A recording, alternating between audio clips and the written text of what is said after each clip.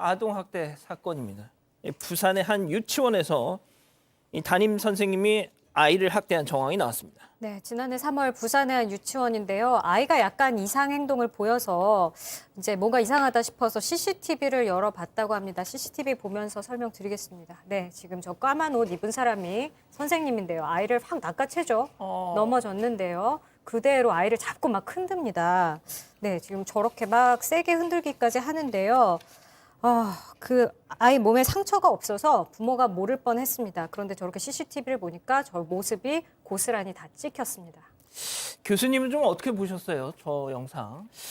통상 이제 그 직접적으로 아이에 대해서 가격을 하는 것보다는 확 잡아챈다든지 저렇게 아이를 잡고 흔드는 저런 모습들은 아이고. 언뜻 남들이 보면 그 뭐 이렇게 때리는 것은 아니구나 이렇게 생각을 할 수 있습니다. 근데 이제 너 왜 나 말 안 들어? 이렇게 하면서 흔드는 것은요. 이 아동으로 하여금 엄청난 공포감을 갖다 조성할 수 있고 특히 이제 저와 관련된 전문 용어가 있습니다.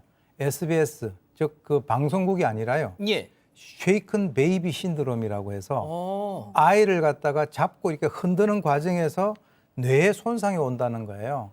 진짜요? 예, 그게 뭐냐면 차가 우리가 충돌할 때 안전벨트를 안 매면은 사람이 이렇게 앞으로 확 날아가지 않습니까? 예, 예.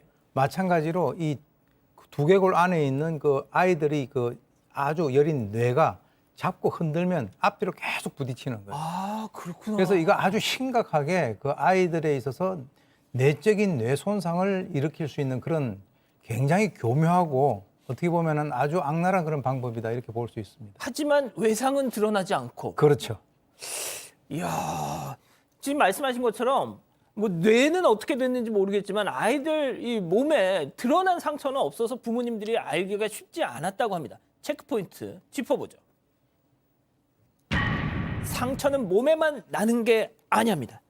자, 그렇다면 상처도 나지 않았었는데 저 부모님들이 어떻게 알게 된 거죠? 뭔가 아이가 뭔가 의심쩍은 수상한 행동을 하는 거죠. 그전과 다르게. 일단 유치원 가기 싫어할 거 아니에요. 나 버스 안 탈 거야 이럴 거고 또 막 장난감을 집어 던지는 그런 공격적인 성향을 보이더라는 겁니다.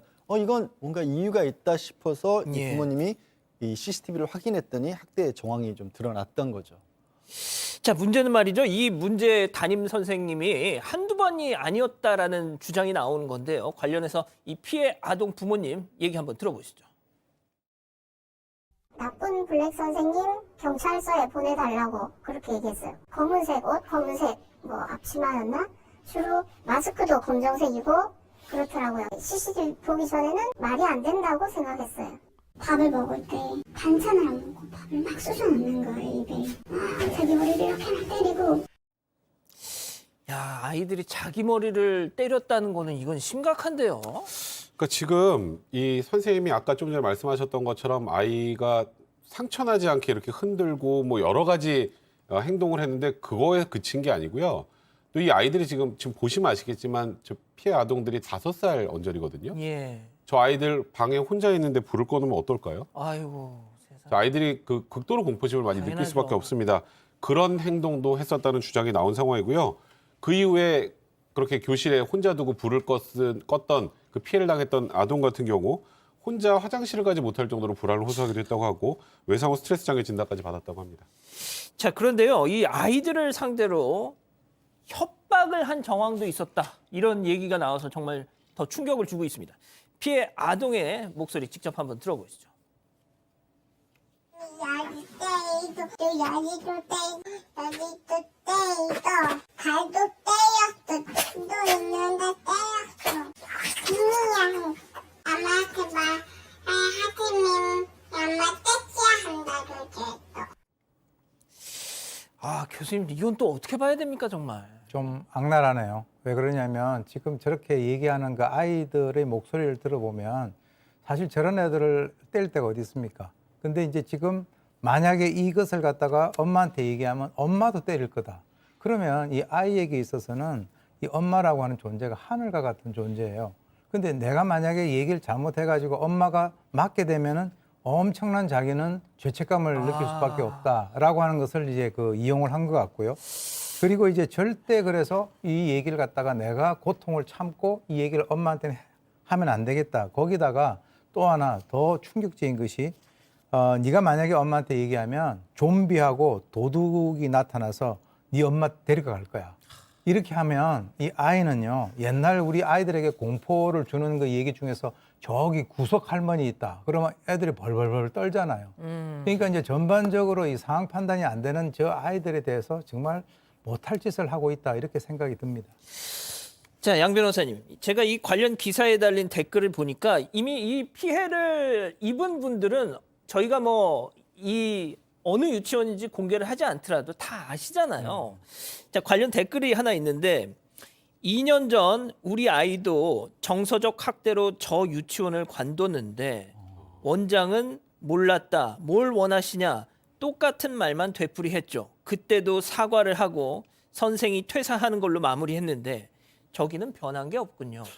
그게 굉장히 놀라운데요. 왜냐하면 지금 현재 피해를 입은 아동들의 부모님들이 아이가 5명이 지금 아동학대에 의심이 된다고 이미 고소를 했는데 이제 부산경찰서에서 이 부분을 해결을 아직 못하고 있다.